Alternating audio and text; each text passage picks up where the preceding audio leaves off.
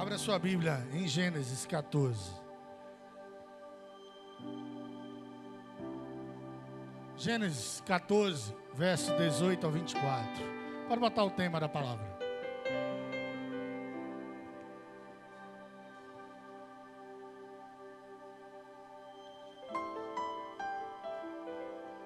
Jesus, nosso sumo sacerdote e rei. Gênesis 14, a partir do verso 18. A palavra diz assim: Então Melquisedeque, rei de Salém, sacerdote do Deus Altíssimo, trouxe pão e vinho e abençoou Abrão, dizendo: Bendito seja Abrão pelo Deus Altíssimo, que criou os céus e a terra. Seja louvado o Deus Altíssimo, que entregou teus inimigos nas tuas mãos. Então Abrão lhe entregou o dízimo de tudo. Mais tarde, o rei de Sodoma propôs a Abrão: Dá-me as pessoas e os bens poderão ficar todos contigo. Mas Abrão declarou ao rei de Sodoma: Ergo minhas mãos em adoração ao Senhor, o Deus Altíssimo, Criador dos céus e da terra, e juro que eu não ficarei com nada do que é teu, nem um fio de linha ou uma tira de sandália, para que jamais venha reclamar: Abrão ficou rico às minhas custas. Não quero para mim, senão que os meus servos comeram, e a porção pertencente a Aner, Escol e Manri, os quais me acompanharam, que eles recebam seu devido quinhão, ou seu devido prêmio, ou seu devido espólio, ou sua devida bênção. Amados irmãos, se vocês repararam, eu não estava falando, como no primeiro culto o pastor falou, de Abraão. Eu estou falando da mesma pessoa, mas que ainda não teve o nome mudado. Eu estou falando de Abrão. O ano em que esse fato que nós lemos acontece é por volta de 1737 a.C. Abrão já havia sido chamado por Deus para sair da sua terra e da sua parentela, lá em Harã, em Ur dos Caldeus, para a terra que Deus ainda iria lhe mostrar, chamada Canaã. A distância de Harã, de Ur dos Caldeus, para Canaã era mais de 1.800 quilômetros.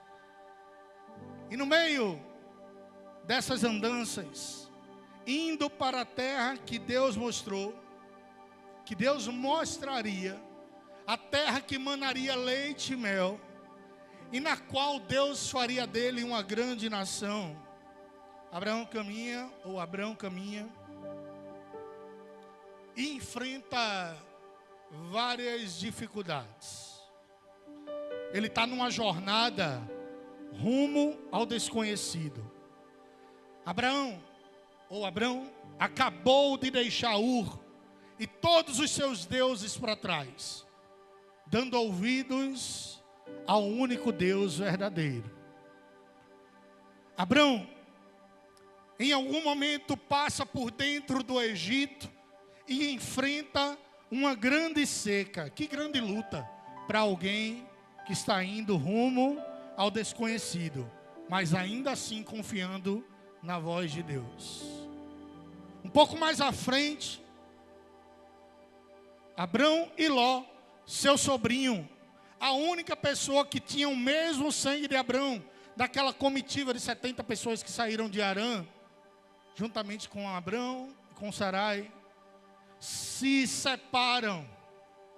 Ló vai para Sodoma, Abrão segue seu caminho rumo à terra que Deus ainda iria lhe mostrar.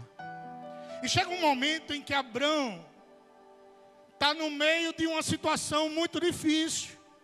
De um lado, 4 reis se levantam para guerrear contra 5 reis.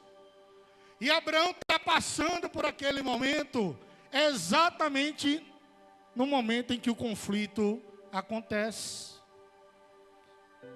E termina que o seu sobrinho, Ló, é preso por um desses reis.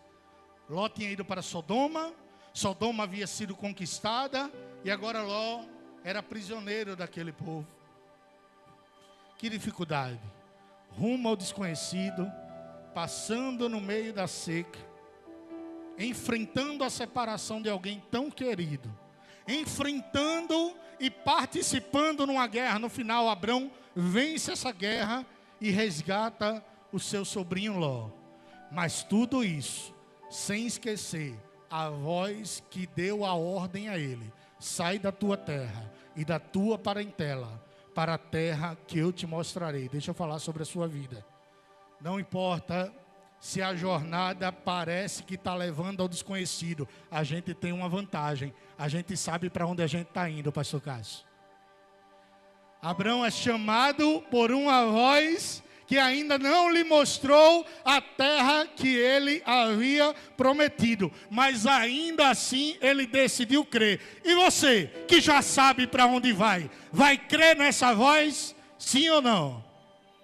Você vai para as moradas celestiais. E eu faço questão de falar todo culto em que eu prego: a gente vai subir para Sião, meu irmão. A gente vai olhar Jesus face a face. Para quem não sabe para onde está indo, diz o escritor de Alice no País das Maravilhas: qualquer caminho importa. A gente sabe para onde está indo. Um só caminho importa.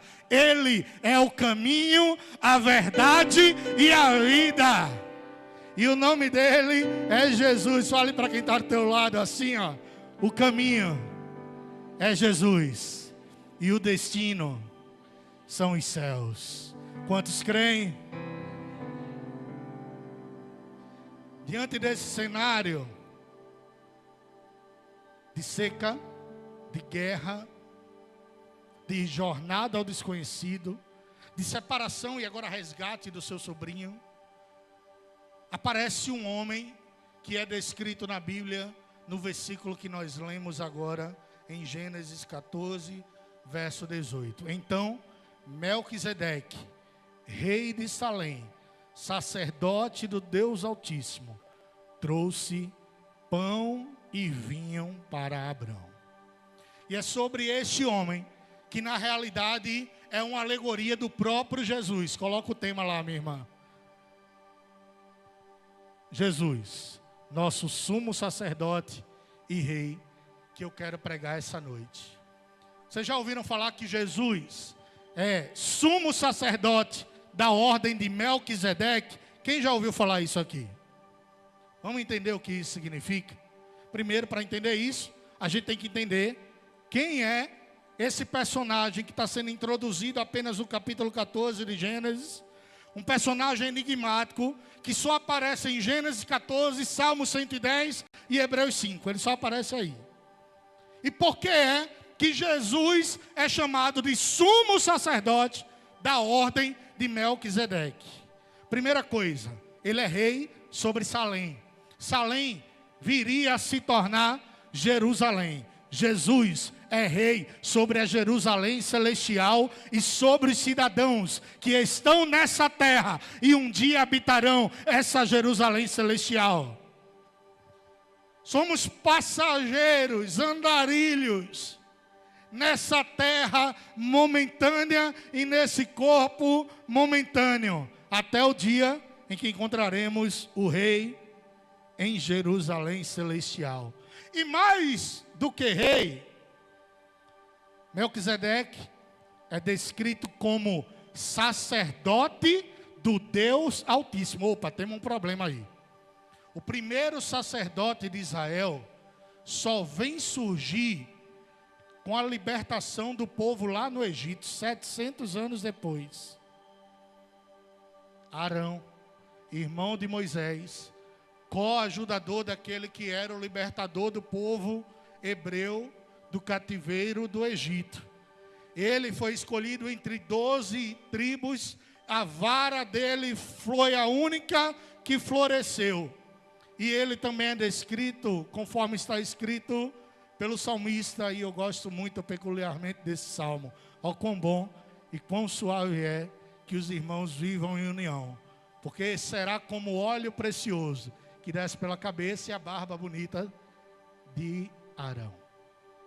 Oxê, um sacerdote 700 anos antes do primeiro sacerdote, e a Bíblia está dizendo que ele é sacerdote do Deus Altíssimo. Ele é verdadeiramente um representante de Deus na terra. Se Deus levanta um sacerdote antes do primeiro de Israel, eu creio que até hoje ele levanta homens e mulheres. Talvez não chamemos mais de sacerdotes, chamemos de pastor, chamemos de bispo, chamemos de líder de PG, chamemos de líder de ministério, mas homens e mulheres que estão prontos para fazer a obra do Senhor incondicionalmente. E tem um detalhe: esse rei de Salém e sumo sacerdote traz pão e vinho para Abrão. A Bíblia é linda demais, meu irmão. Quando alguém disser assim para você, a Bíblia está errada, você sugere para ele sentar pelo menos por meia hora, para mostrar quantas conexões a Bíblia tem. Jesus é o sumo sacerdote e rei na ordem de Melquisedeque. Esse Melquisedeque está trazendo para um homem que está indo para o desconhecido, passou pela seca, está distante do sobrinho, mas agora resgatou o sobrinho. Um homem cansado, um homem que está indo para uma cidade que ele não conhece e deixou toda a sua parentela para trás. Ele está extremamente cansado, mas aquele homem se levanta e diz: eu tenho pão e vinho para você. Quem mais fez isso por nós? Jesus. Antes de o conhecer e saber que iríamos para Jerusalém celestial, andávamos cansados, andávamos cegos, andávamos sobrecarregados, mas Ele ofereceu o seu corpo na cruz do Calvário, e o seu sangue foi derramado em nosso favor, e hoje nós que andávamos cansados, podemos dizer: o Senhor revigora a nossa força até o dia em que Ele retornar. A Bíblia está toda conectada. Não é por acaso que Jesus é chamado de sacerdote, sumo sacerdote da ordem de Melquisedeque. Essa é a história desse homem. Além de oferecer pão e vinho, ele não ficou só na prática. Ele está cansado, né? Vou dar pão para ele alimentar-se, vou dar vinho para ele alegrar-se, e acabou-se. Ele fez uma coisa extraordinária no versículo de número 19 e 20. Coloca aí, Bela, por favor. Ele abençoou Abraão, dizendo: bendito seja Abraão pelo Deus Altíssimo que criou os céus e a terra. Passa aí. Seja louvado o Deus Altíssimo, que entregou os teus inimigos nas tuas mãos. Ele não ficou apenas no alimentar o corpo físico de Abraão. Ele alimentou também o espírito de Abraão, porque ele sabia que aquele homem precisava de fôlego novo de vida para cumprir a sua jornada. E Abraão, quando torna-se Abraão, é chamado de pai da fé. É o pai de todas as multidões que existem na terra, o gerador de Isaac, conforme pregado no primeiro culto, o pai de Jacó, e Jacó gerou José, e José foi gerando e foi chegando outras pessoas, até que veio outro Jessé, até que veio Davi, até que veio Maria e José, até que veio Jesus. E esse homem só conseguiu cumprir sua jornada porque no meio do caminho apareceu um sumo sacerdote verdadeiro de Deus. E um rei que pôde oferecer pão e vinho para ele, mas ofereceu também palavras para esse homem. Sexta-feira passada, um dos ministérios de compaixão da nossa igreja, por nome Graça, saiu para alimentar as pessoas. E eu tenho a absoluta certeza que a coisa mais simples que aquelas pessoas receberam foi um cuscuz com leite, um cuscuz com ovo. O principal que elas receberam foi a palavra pregada pelos nossos irmãos. Porque o evangelho não é só prática, tampouco não é só teoria. O evangelho é teoria, é leitura da palavra, mas é prática também dessa palavra. Melquisedeque oferece pão e vinho, mas oferece também a bênção sobre a vida de Abrão. E eu quero que você compartilhe com quem está do seu lado agora a mesma bênção que Melquisedeque lançou sobre a vida de Abraão. Toque em quem está do seu lado e diga assim: que você seja bendito pelo Deus Altíssimo. Ele entregou os teus inimigos em tuas mãos. Só quem recebe pode glorificar o Senhor. Você está abençoado pela vida desse que não é sumo sacerdote, não é rei, mas é um príncipe de Jesus. Mas é um representante de Jesus. Aí o que Abraão faz?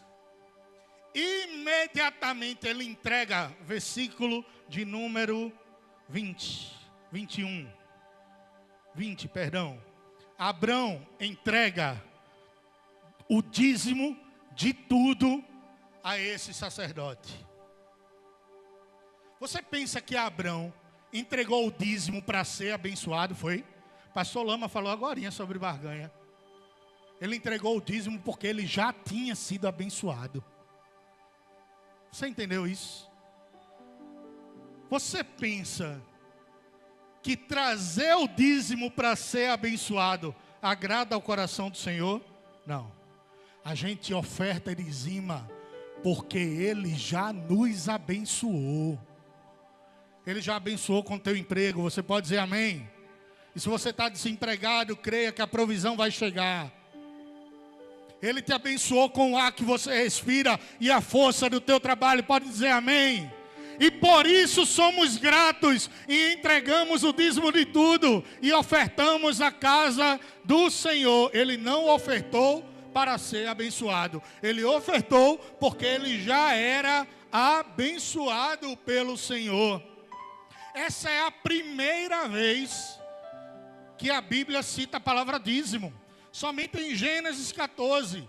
Apesar de lá atrás Caim e Abel terem oferecido ofertas, terem dado ofertas ao Senhor, a palavra dízimo ainda não tinha aparecido. Abraão pega a 10ª parte de tudo que ele tinha e diz assim, ó: eu já fui abençoado, toma aqui, é seu. E por sermos abençoados, a gente consegue entregar ao nosso Deus.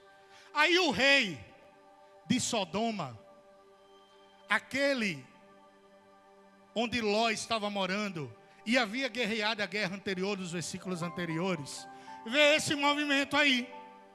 E ele se espanta, ele diz, opa, vou receber o meu também agora, né? Versículo de número 21. Mais tarde, o rei de Sodoma propôs a Abrão: dá-me as pessoas, e os bens poderão ficar todos contigo. Sabe o que ele está dizendo? Eu quero receber, por isso eu estou dando. Ele está fazendo um movimento contrário do Melquisedeque. Melquisedeque entregou primeiro e terminou recebendo o dízimo. Ele quer barganhar com Abrão. Só que Abrão, ele sabe que dentre as pessoas que estão naquela comitiva dele, está o seu sobrinho Ló. E muito mais importante, pastor Lama, do que qualquer recurso que o rei de Sodoma poderia entregar na mão de Abrão, são as pessoas. Nessa igreja, nós valorizamos as pessoas. As coisas são importantes, mas as coisas não são tudo. A gente valoriza as pessoas e usa as coisas. Infelizmente, existem igrejas que valoriza as coisas e usa as pessoas. Sim, Deus quer nos usar, você pode dizer amém? Mas a gente não vai se deixar ser usado por qualquer pessoa, não. A gente não é papel higiênico, não, pastora Jeane, para ser usado e depois descartado, jogado fora. Quem faz isso é o diabo. Usa, tripudia da vida de alguém e depois joga fora. Abrão percebeu claramente que aquele homem queria as pessoas porque ali estava Ló. E ele via algum valor em Ló e por isso ele abria mão até mesmo dos recursos para ter. Aí qual é a resposta de Abrão? Versículo 22. Abrão declarou ao rei de Sodoma: eu ergo minhas mãos em adoração apenas ao Senhor, o Deus Altíssimo, Criador dos céus e da terra, e juro que eu não ficarei com nada que é teu, nem um fio de linha. Ele não quer nada, com barganha ele não quer conversa. Assim é Deus também, viu? Deus não quer um fio de linha seu, se for para você querer barganhar com o Senhor. Eu não quero uma tira dessa sandália velha havaiana sua, para que jamais você venha reclamar: Abrão ficou rico à minha custa. Nada quero para mim, senão o que os meus servos comeram e a porção pertencente a Aner, Escol e Manre, os reis que guerrearam junto com Abrão e venceram os outros 5 reis, os quais me acompanharam, que eles recebam sua devida bênção. Se você pensa primeiro que Deus precisa de alguma coisa, você está absolutamente enganado. Por outro lado, a sua obra necessita. Você pode dizer amém? E por necessitar, a gente se levanta, porque nós já fomos abençoados e agora podemos abençoar outras pessoas. Se você acha que Deus trabalha com barganha, está enganado. Segunda carta de Paulo aos Coríntios, capítulo de número 9, versículo de número 7. Tão lido pelos nossos irmãos no momento do dízimo e oferta, diz que cada um oferte conforme tiver proposto em seu coração, não com pesar. Você sabia que tem gente que entrega com peso no coração? Meu Deus, vou entregar, mas eu não queria entregar, nem traga, meu irmão. Quer dizer, traga ainda assim, mesmo com pesar. Não quer, a obra está precisando, mas saiba que barganhar com Deus você não vai conseguir. Ou por constrangimento. Isso daí é quando o cara está aqui constrangendo o outro. Quantas igrejas a gente não vê isso, né? Um constrangimento. Ah, papai, parece que o culto não termina enquanto o camarada não ofertar. Se for por constrangimento, esqueça. Porque Deus ama a quem contribui com alegria. Melquisedeque tinha ofertado sobre a vida de Abrão de forma deliberada, de forma generosa, de forma solidária. Abrão foi lá e de coração entregou também generosamente, solidariamente, deliberadamente para aquele homem que era rei e sacerdote. E assim os dois tiveram uma grande amizade diante do Senhor. Mas o rei de Sodoma queria viver de troca-troca. E o nosso Jesus não trabalha com troca-troca, com toma lá da cá. Tem gente trocando Jesus por política.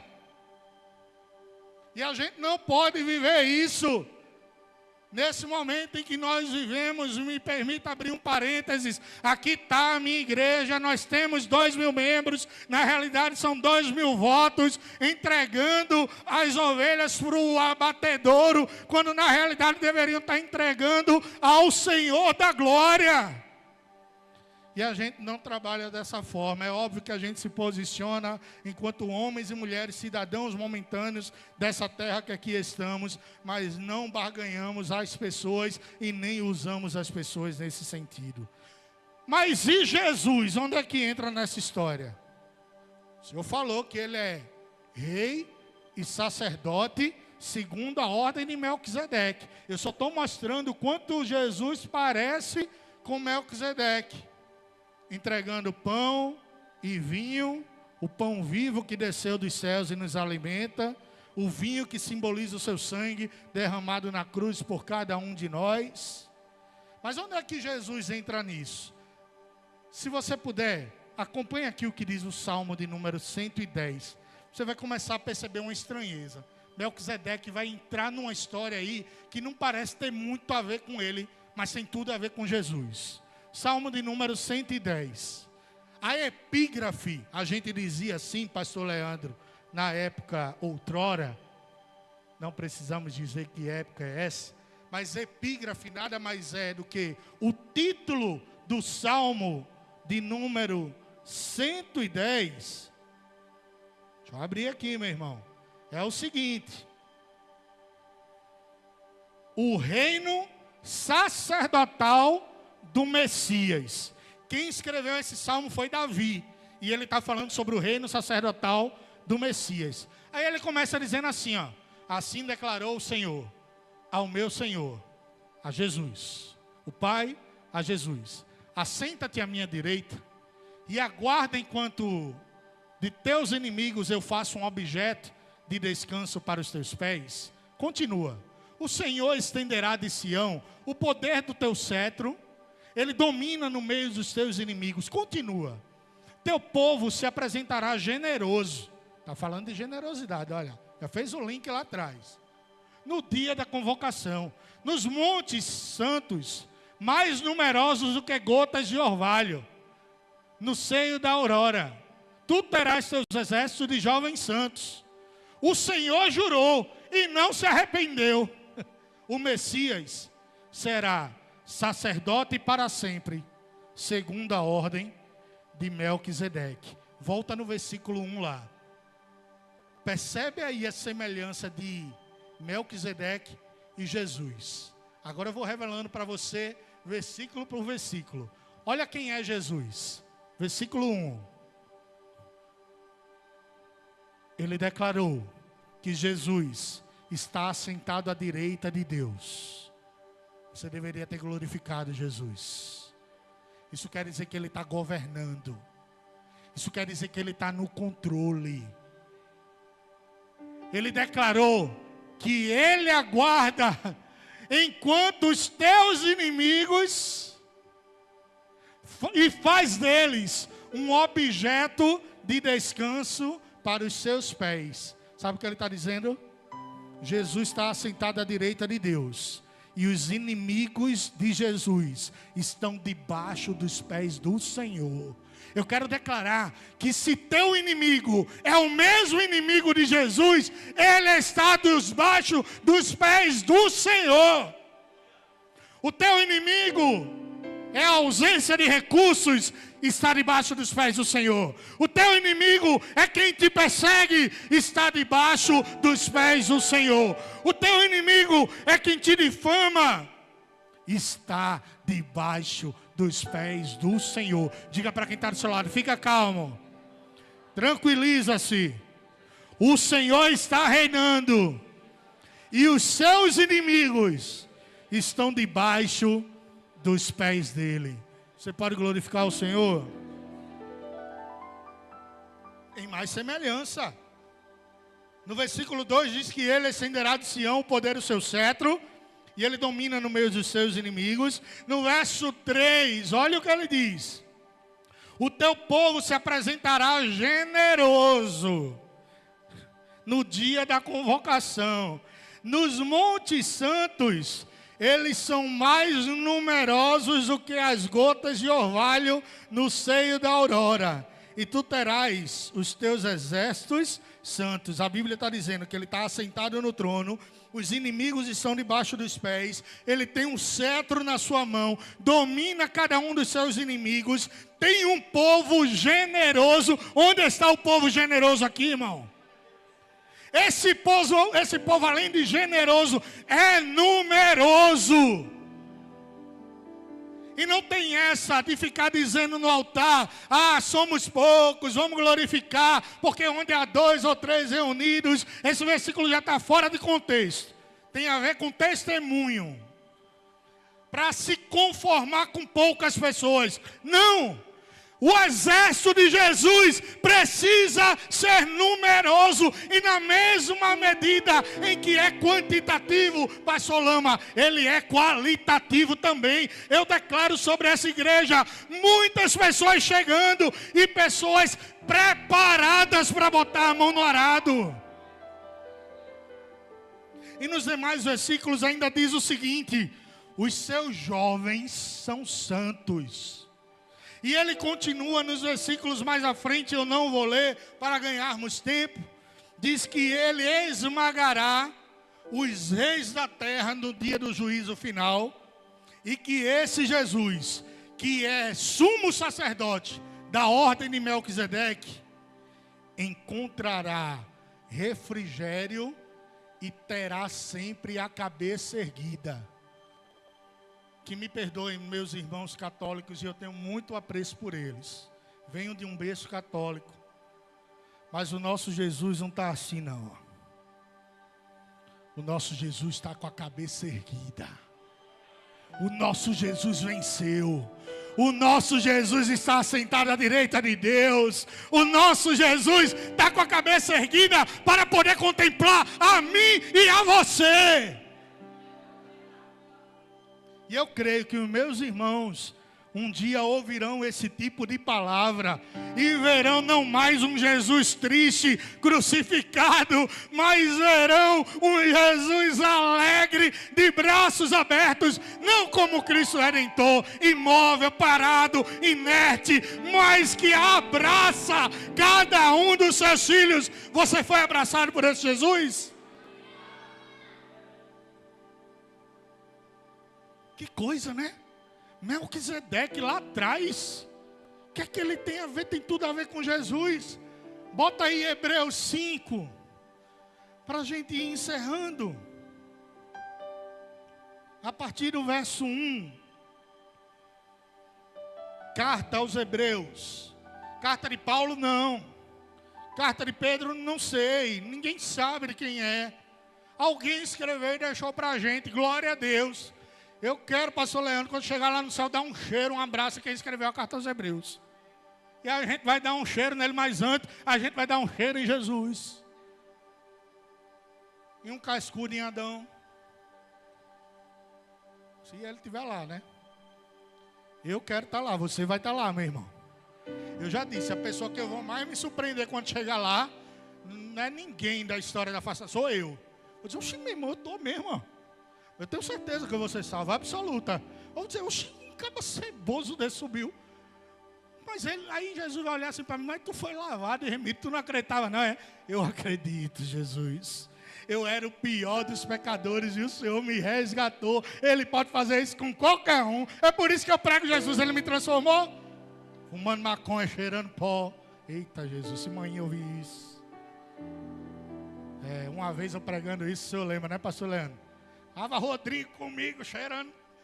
A mãe de Rodrigo, é o quê? Estava sabendo disso, não é? Mas Deus já libertou. Jesus fez a obra completa. Glória a Deus. Quem cheirava agora só sente o cheiro do bom perfume de Cristo. Quem fumava agora só inala a atmosfera da adoração desse lugar. E a gente fica aqui ó, na presença de Jesus, glorificando, pulando, saltando. E eu quero perder caloria hoje. Vamos embora. Estou terminando, irmão. O escritor aos Hebreus, no capítulo 5, tem uma epígrafe que diz assim. Lembra da epígrafe? O título. Cristo supera a antiga aliança. Versículo 1.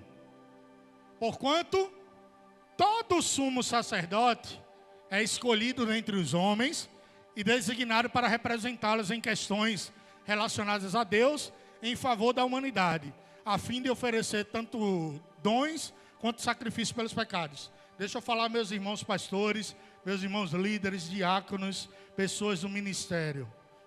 Todo sumo sacerdote ou sacerdote, a gente não usa mais essa nomenclatura, a gente usa pastor, algumas igrejas usam bispo, algumas usam apóstolo, eu não sei, vamos lá, a gente discute, a gente conversa, a gente não usa sumo sacerdote, mas todo sacerdote, ele é escolhido dentre os homens com a função de representar as questões relacionadas a Deus em favor da humanidade e de oferecer tanto dons quanto sacrifícios pelos pecados. Hoje a gente sacrifica uma ovelha no altar? Não. É óbvio que ele está falando aos hebreus. Ele está falando a um povo que ainda tem um costume do judaísmo. A gente não pega uma ovelha, mata, oferece em sacrifício de oblação ao Senhor, né? E, enfim, coloca fogo. Não faz isso. Mas a gente sacrifica algumas coisas. A gente sacrifica o nosso tempo. Igreja, valorize isso. A gente valoriza a nossa vida. A gente sacrifica a nossa vida. Igreja, é preciso valorizar isso. Quantas vezes a gente chega aqui na igreja, o pastor está no gabinete, com os irmãos. Está pensando que é fácil fazer gabinete toda semana? Não é brincadeira não.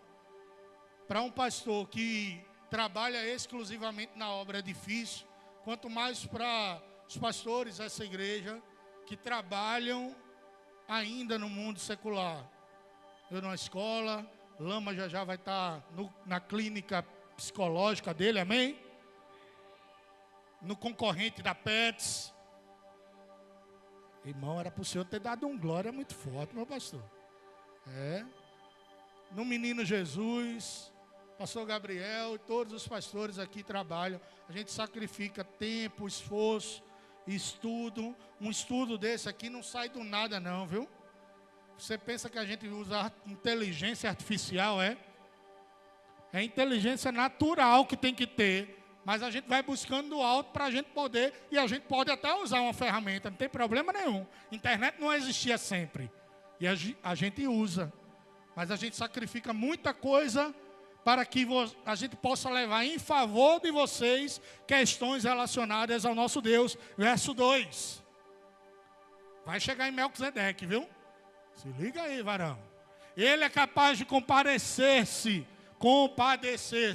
dos que não têm conhecimento, o sacerdote, e dos que se desviam, considerando que ele mesmo está rodeado de fraquezas.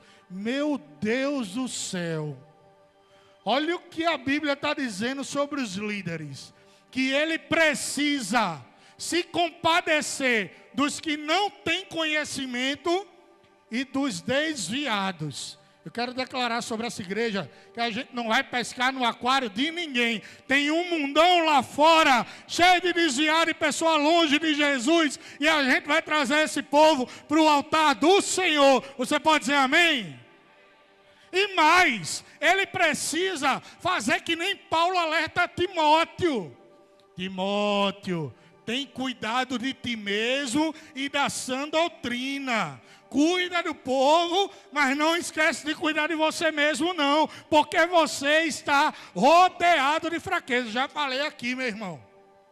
Se você não conhece meus efeitos, é porque você não convive comigo. Quem mais convive comigo é que sabe que eu tenho não um nem dois. Tenho dezenas de defeitos. E eu preciso falar isso para a igreja a respeito dos líderes. Não projete jamais sobre o seu líder que ele é Deus. Não projete jamais sobre o seu líder que ele é um super-homem. Você vai se decepcionar. Eu estou avisando a você.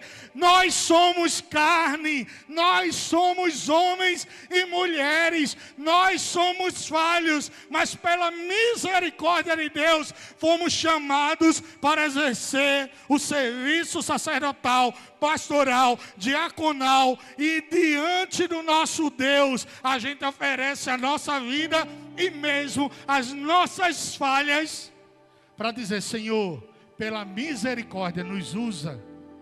Ele quer usar você também, nas suas virtudes e nas suas falhas. Verso 3. E por esse motivo ele deve oferecer sacrifício pelos pecados, tanto do povo como do seu próprio favor, porque ele também é pecador. Está falando aos hebreus. Ninguém, portanto, toma essa honra para si mesmo. Um líder não nasce em si mesmo. Eu estou falando não só para a liderança dessa igreja, mas para futuros pastores, diáconos e líderes aqui dessa igreja, porque eu creio que tem muita gente que não é hoje, mas será. Ninguém toma a honra para si mesmo, senão quando convocado por Deus. A Bíblia fala também em 1 Timóteo que quem almeja o episcopado, o pastoreado, grande trabalho almeja. É pecado querer ser pastor? Não. Se alguém deseja o pastoreado, grande obra ele deseja. Mas esse pastoreado tem que entender que a honra e a glória é sempre de Deus, assim como aconteceu com Arão. Verso 5, eu estou terminando. Desse mesmo modo, Cristo, o rei e sumo sacerdote da ordem de Melquisedeque. Meu irmão, isso é profundo. Ele não buscou para si a própria glória de se tornar um sumo sacerdote. Cristo não quis ser sumo sacerdote. Cristo não quis a glória de um sumo sacerdote. Deixa eu dizer mais. O texto áureo que está sobre a minha vida. Filipenses, capítulo de número 2, versículo 5 em diante. Escute bem o que Jesus pensava a respeito dele mesmo. Tende em vós o mesmo sentimento que houve em Cristo Jesus, que mesmo sendo Deus, não teve por usurpação ser igual a Deus. Ele era Deus, mas não quis roubar ser Deus. Pelo contrário, ele esvaziou-se de si mesmo, tomou a forma de servo, tornando-se semelhante aos homens. E na forma de homem, ele humilhou-se a si mesmo, entregando-se em obediência até a morte, e morte de cruz. Aí o que é que acontece com esse Jesus que esvaziou-se de si mesmo? Por isso Deus também o exaltou sobremaneira, a mais elevada posição, e lhe deu o nome que está acima de todo nome, para que no nome de Jesus se dobre todo o joelho dos que são nos céus e na terra, e toda língua confesse que Jesus Cristo é o Senhor e Salvador. Ele não quis usurpar ser Deus, mas ele recebeu do próprio Pai toda a glória, todo louvor, toda a majestade, todo o domínio. O cetro está em suas mãos, a coroa está em sua cabeça, e ele deseja, meu irmão, que você vá para os céus de glória. E quando a gente chegar lá, a gente vai receber uma coroa de vitória também. Será escrito em nossa coxa um novo nome. A gente recebe uma pedrinha com um novo nome, conforme escrito lá em Apocalipse. E ele, além de dizer: vinde bendito de meu Pai, para a casa que eu vos tenho preparado desde a fundação do mundo, ainda dirá mais. Dirá: senta no trono e governa comigo. Prometo que eu estou terminando, é a última vez que eu digo isso. Dos versos 7 ao 10, e assim como eu fiz com o Salmo, eu não vou falar, não vou ler.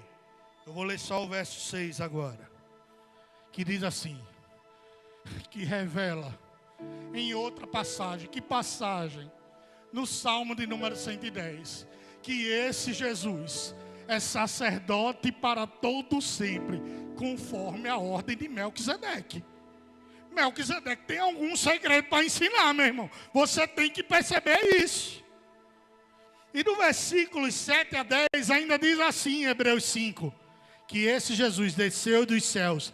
Meu irmão, na medida que você for entendendo o que Jesus fez, faz e fará, eu queria que você glorificasse, mas preste atenção. Esse Jesus desceu dos céus. Não entendeu, né?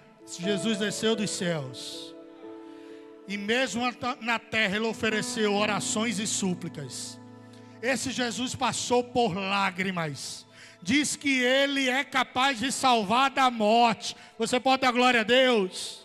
Que ele era ouvido por Deus, porque era submisso a ele. Quer ser ouvido por Deus? Seja submisso à sua palavra.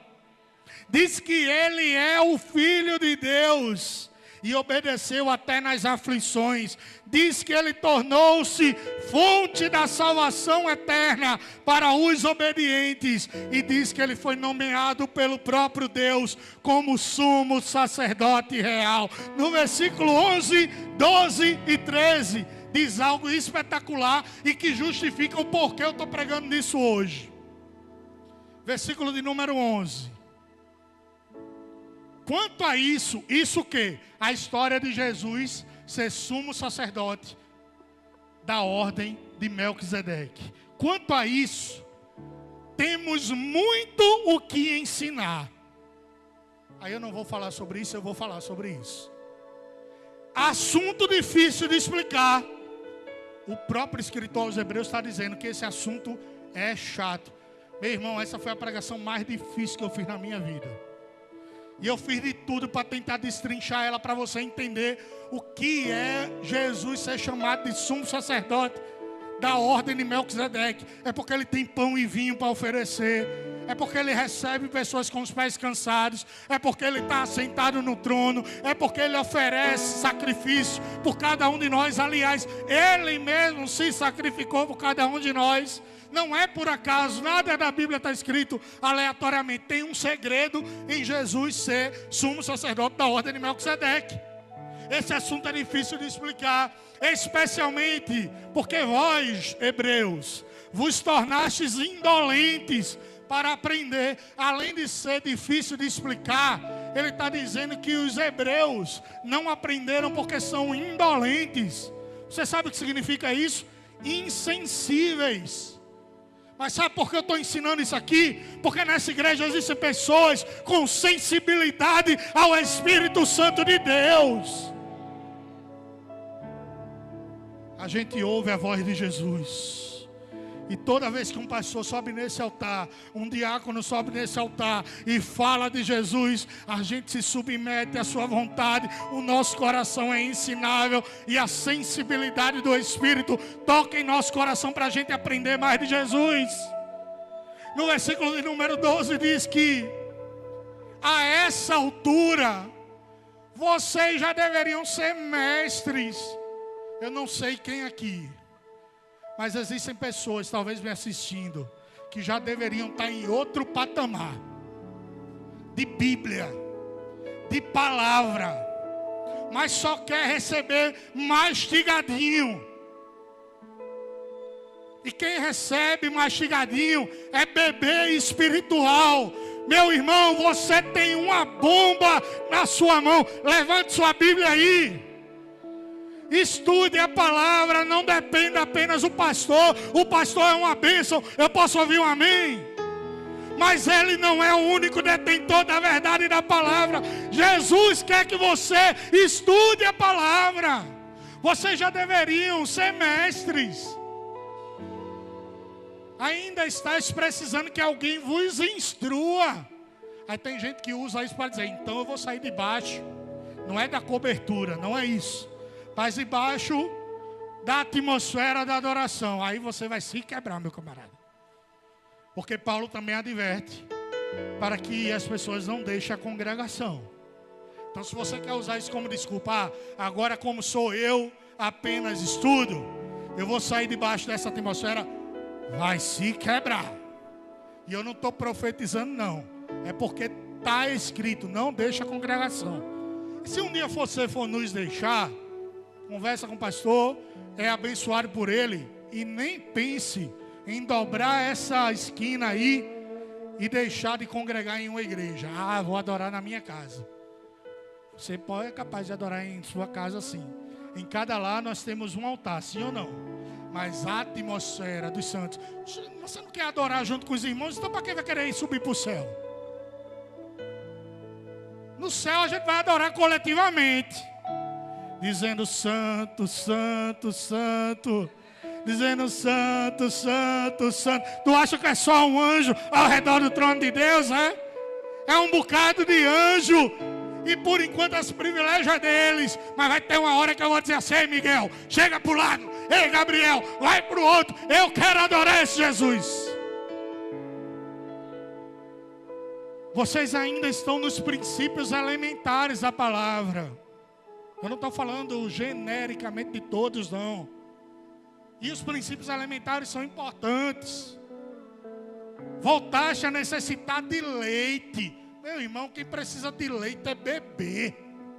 Tu já tem 10 anos de crente, meu irmão. Tu já deveria ter lido a Bíblia umas 4 vezes pelo menos. Ah, mas eu estou aqui no leitinho, eu vim para receber. Desculpe, meu irmão, desculpe não. Estou falando mesmo, é isso mesmo. Eu vim para receber. Você veio para adorar, para começar, amém? Eu vou ficar no leitinho, eu sou um bebezinho. Quando vocês já deviam estar recebendo alimento sólido. Último versículo. Ora, quem precisa de leite, ainda é? Nessa igreja nós temos adultos na fé, amém? E quando alguém se converte, é uma criança. Aí a gente vai ensinar, pastores, os princípios elementares da fé. O que é oração, o que é o Deus triuno, o que é o clamor, o que é o Espírito Santo, o que é o Deus Pai, o Deus Filho, o que é a Bíblia. A gente vai ensinar um leitinho racional. Mas 10 anos de crente, meu irmão, tu já deveria estar em outro nível. A história de Melquisedeque é sobre subir de nível. E não tem experiência no ensino da justiça. Esse é o último versículo, Bela. 11, né? De Hebreus. Qual é o versículo? É o último? Bota mais um aí, só para encerrar. Eita, eu disse que não ia falar, mas falei. No entanto, o alimento sólido, e hoje você sai daqui alimentado, diga amém, é para adultos espirituais, os quais pelo exercício constante da fé. O adulto espiritual, Patrick, pratica a fé. Ele não menospreza a fé. Ele se exercita na fé. Eu sou um zero à esquerda em exercício físico, meu irmão. Mas eu e você precisamos, espiritualmente falando, exercitar a nossa fé. E como é que a gente faz isso? Vai acontecer. Eu não posso ver a terra prometida, mas vai chegar. Eu não posso ver agora o meu milagre, mas já aconteceu. Eu acho que eu vou morrer, mas Jesus já fez. Mas Jesus já fez. Mas Jesus já fez. E pelos olhos da fé, já aconteceu. E tornam-se capazes de discernir o bem e o mal. Fica de pé comigo, meu irmão.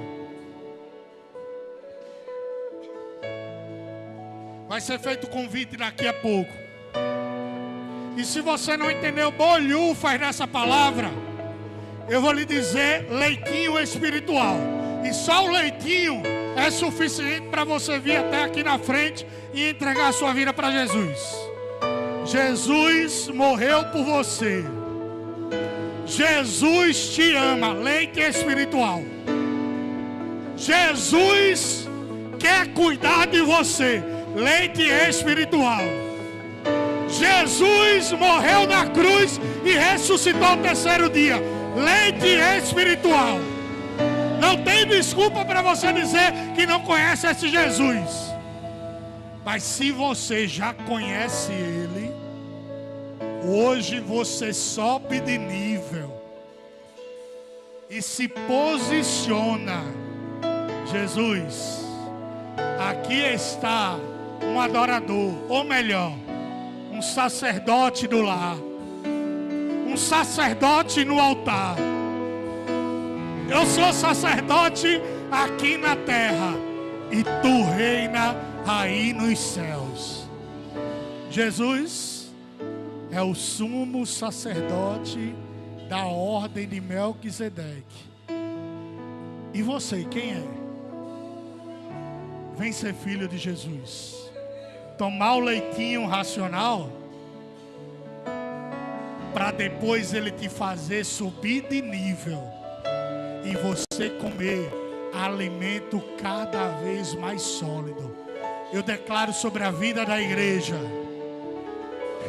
nutriente espiritual, subida de nível espiritual. Pessoas que estavam mergulhadas até os joelhos, hoje mergulham de cabeça e adoram ao Jesus que é rei e sacerdote.